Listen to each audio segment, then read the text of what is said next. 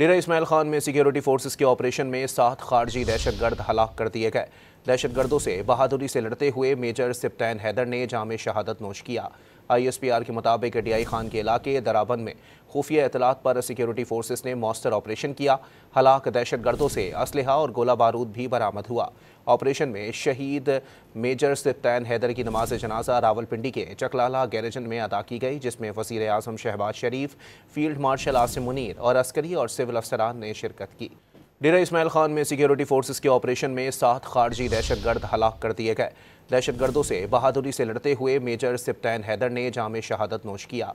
ISPR के मुताबिक DI Khan के इलाके दराबंद में खुफिया इतलात पर सिक्योरिटी फोर्सेस ने मॉस्टर ऑपरेशन किया। हलाक दहशतगर्दों से असलहा और गोला बारूद भी बरामद हुआ।